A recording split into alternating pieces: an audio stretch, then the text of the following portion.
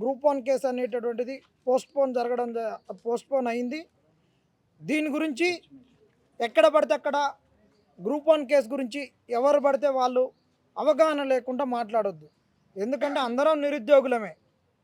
దీంట్లో ఫస్ట్ నుంచి తిరుగుతున్నటువంటి వాళ్ళు, ఈ కేసుకు సంబంధించినటువంటి లోతుపాతులు తెలిసినటువంటి వాళ్ళు, ఏం జరుగుతుంది ఏందని తెలిసినటువంటి వాళ్ళు మాట్లాడితే మంచిది. ఎందుకు చెప్తున్నామంటే, సింగిల్ బెంచ్ జడ్జిమెంట్ వచ్చినమ్మటే అందరూ ప్రెస్ మీట్లలోకి వెళ్ళి వాళ్ళకు తెలిసినటువంటి అంశాలు, తెలియనటువంటి అంశాలను చిలువలు పలువలుగా మాట్లాడడం, అందులో భాగంగానే కాంగ్రెస్ వాళ్ళు 5 కోట్లు తీసుకొని ఉద్యోగాలు అమ్ముకున్నారు అని చెప్పినాక దానికి ఆధారాలు చూపించకపోవడం, దానితో పాటు వాళ్ళు ఎమ్మటే అక్కడ సెలెక్ట్ అయినటువంటి క్యాండిడేట్స్ తోటి ప్రెస్ మీట్ పెట్టించి మా తల్లిదండ్రులు చచ్చిపోయారు, మాకు ఎవరూ లేరు, అనాథలుగా ఉన్నాము అని అంబేద్కర్ గారి ఫోటోల్ని, ఇంకా కొంతమంది అధికారుల ఫోటోల్ని మిమ్మల్ని ఇన్స్పైర్గా తీసుకొని మేము బతికినాం, మాకు కారం మెతుకులు, మేము చిక్కడపల్లిలో ఉన్నాం అని చెప్పి సమాజం నుంచి ఒక సానుభూతిని తెచ్చుకునేటటువంటి కార్యక్రమం చేసినప్పుడు అలా మాట్లాడినటువంటి వాళ్ళు ఎవరూ లేరు. ఏదన్నా ఒక చెడు వార్త నిరుద్యోగులకు ప్రభుత్వం నుంచే కానీ కోర్టుల నుంచే కానీ వచ్చినప్పుడు మళ్ళా నిలబడేది నిత్యం కొట్లాడుతున్నటువంటి విద్యార్థులే. కాబట్టి వీళ్ళు మాట్లాడుతున్న దాన్ని మీరు తీసుకొని ఇంకా వేరేది మాట్లాడకుండా ఉండండి. ఎందుకంటే జరగబోయేటటువంటి ఉద్యమం చాలా కీలకం. ఈ కాంగ్రెస్ పార్టీ ఏదైతే గ్రూప్ 1 రద్దయినప్పుడు దానిని ముందుకు తీసుకొని పోయి దాని పునాదుల మీదనే ఈరోజు ప్రభుత్వాన్ని ఏర్పాటు చేసుకున్నది.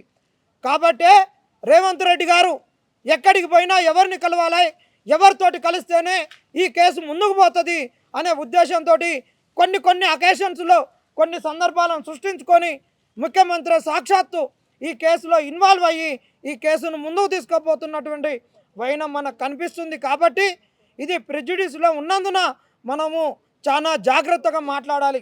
లేని పక్షంలో కేసే నీరుగారేటటువంటి వైఖరి వస్తుంది. కాబట్టి జాగ్రత్తగా ఉండాలనేటటువంటిది ఒక హితవు పలుకుతూ, అయ్యా ఇంకా ముఖ్యమంత్రి గారు మీరు ఎక్కడికి పోయినా కానీ ఈ 2 లక్షల ఉద్యోగాల గురించి మీ నోటికి వచ్చింది మాట్లాడుతున్నారు, మీ ముఖ్యమంత్రులు కూడా మాట్లాడడం జరుగుతుంది. మేము ఒకటే చెప్తున్నాం, ఫస్ట్ నుండి చెప్పేది ఒకటే, ఆ ప్రభుత్వం ఇచ్చిన ఉద్యోగాలు కాదు, నువ్వు ఇచ్చినటువంటి ఉద్యోగాలు కాదు, ఈ తెలంగాణ ప్రజలకు సేవ చేయడానికి, ఈ తెలంగాణ ప్రజలు ట్యాక్స్ కడుతున్నందుకు వాళ్ళకు ఒక ఉన్నతమైనటువంటి ఒక సర్వీస్ను, శాంతి భద్రతలను కాపాడుకోవడానికి పోలీస్ వ్యవస్థ, వాళ్లకు సకాలంలో రెవెన్యూ సర్టిఫికెట్లు, భూములకు రిజిస్ట్రేషన్ అందడానికి ఎంఆర్ఓలు, వాళ్ళకు సరైన కాలంలో వైద్యం అందడానికి హాస్పిటల్స్, ఈ విధంగా అన్ని రంగాలలో కావాల్సినటువంటి వైద్యులైనా డాక్టర్లైనా వివిధ ఎంప్లాయీస్ని అందరిని కావడానికి ఈ ప్రభుత్వానికి ఈ ట్యాక్స్ కట్టినటువంటి ప్రజలు నియమించుకున్నటువంటి పరిపాలన అధికారులే వాళ్ళే 4 లక్షల మంది. దానిని నింపుకోవడానికి ఎవరున్నా వచ్చి ఇవ్వాలి. ఆయన ఇచ్చిన ఉద్యోగాలను ఈయన వచ్చి నింపిండని ఈయన ఏం చేయలేదని వాళ్ళు, ఎవరి ఇళ్ళ సొత్తు ఎవరేమి ఇవ్వలే, ఎవరి గడీలను ఎవరి భూముల్ని ఎవరు అమ్ముకొని వచ్చి మాకు ఉద్యోగాలు ఇవ్వలేదు. ఈ తెలంగాణ ప్రజలకు ఎవడు ఇవ్వలేదు. ఈ తెలంగాణ ప్రజల యొక్క రక్తాలను తాగుతున్నారు ఈ అధికారులు. గతంలో వాళ్ళు తాగిర్రు, ఇప్పుడు వీళ్ళు వాటిని ఇంకా పీల్చి పిప్పి చేస్తున్నారు. ఎవని యొక్క వాళ్ళ యొక్క మోచేతి నీళ్ళలో వాళ్ళు వేసిన భిక్షతోటే ఈ తెలంగాణ ప్రజలు బతకట్లేరు అనేది మీరు ముందు గుర్తుపెట్టుకోరు. రేవంత్ రెడ్డి, ఈ ప్రభుత్వం నడవాలంటే వాళ్ళకు సుభిక్షంగా ఉండాలి అంటే కావాల్సిన ఉద్యోగాలను సకాలంలో నువ్వు నింపలేకపోతే నువ్వు రాజీనామా చెయ్యి, అంతే మేము చెప్పేది. ఇక నీకు ఇంతకన్నా ఎక్కువ చెప్పేది లేదు. అబద్ధాలు ఆడకరి. త్వరలో ఈ కాంగ్రెస్ నాయకులు ఎవరెవరైతే అబద్ధాలు చెప్తున్నారో, పొన్నం ప్రభాకర్ అయినా, బట్టి విక్రమార్క అయినా, రేవంత్ రెడ్డి అయినా, శ్రీధర్ బాబు అయినా, మీ చిత్రపటాలకు పినాయిల్ తీసుకొచ్చి, బ్రష్లు తీసుకొచ్చి పినాయిలతోటి మీ నోర్లు కడగడం త్వరలోనే జరుగుద్ది. కాబట్టి అతి జాగ్రత్తగా మాట్లాడి నిరుద్యోగులను మోసం చేస్తే ఊకోము.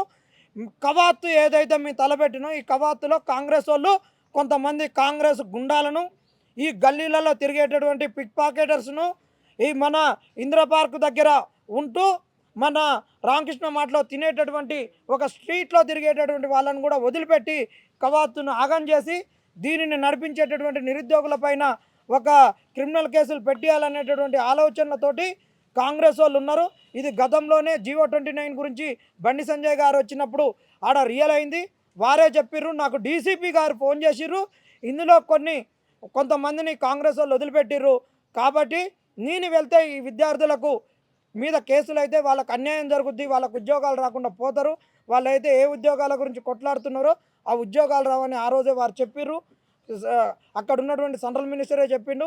ఇప్పుడు అదే వీళ్ళు చేయబోతున్నారు కాబట్టి మేము తీసుకొచ్చేటటువంటి అభ్యర్థులకు మా మీద నమ్మకంతో నిరుద్యోగులు అందరూ వస్తూ మమ్మల్ని మేము ఏదైతే నిరుద్యోగుల పక్షాన మేము ఉంటున్నాం అందరం కలిసి ఒక అన్నదమ్ముల లెక్క ముందుకు పోతున్నటువంటి వైనంలో ఎవరి మీద కేసులు కావద్దనే ఒక సదుద్దేశంతో వీళ్ళ కుట్రలను తిప్పికొడుతూ ఇందిరా పార్క్ దగ్గర 4వ తారీఖు కానీ 5వ తారీఖు కానీ భారీ సభను పెడుతున్నాం. కాంగ్రెస్ వాళ్ళు ఉద్యోగాలు ఇవ్వకుంటే వాళ్ళ పంచలను పాయింట్లను ఊడగొట్టి మా ఉద్యోగాలు మేము తెచ్చుకుంటాం. త్వరలోనే కాంగ్రెస్ ప్రభుత్వానికి ఏ విధంగా బుద్ధి చెప్తామో తెలంగాణలో ఒక మార్పు ఏ విధంగా ఉండబోతుందో అది నిరుద్యోగులమే చూపిస్తాం. ఇక్కడ ఉన్నటువంటి ఏ పార్టీలతోటి ఇది సాధ్యం కాదు. అది సాధ్యం చేసింది కూడా నిరుద్యోగులే. ఈ కాంగ్రెస్ను గద్దె దింపింది. ఆ రోజు నిరుద్యోగులతోటి ఏం కాదని ఆ రోజు ఉన్నటువంటి ప్రభుత్వం అనుకోని మొండి వైఖరితోటి పోయింది. ఈ కాంగ్రెస్ వాడు రాడు, మేమే వస్తాం ఎట్లయినా, వీళ్ళ మాట వింటే మళ్ళీ వీళ్ళు మా నెత్తినెక్కి కూర్చుంటారని వాళ్ళు ఎత్తులు పై ఎత్తులు వేసుకొని మమ్మల్ని ఒక కంచంలో కరాపాకు లెక్క తీసేస్తే కాంగ్రెస్కి అధికారాన్ని కట్టబెట్టినాం కాబట్టి వీళ్ళు ఆగం చేస్తారు కాబట్టి వీళ్ళని దించేది మేమే. ఖచ్చితంగా ఈ కాంగ్రెస్ వాళ్ళకి బుద్ధి చెప్పేది కూడా మేమే అని చెప్తున్నాం.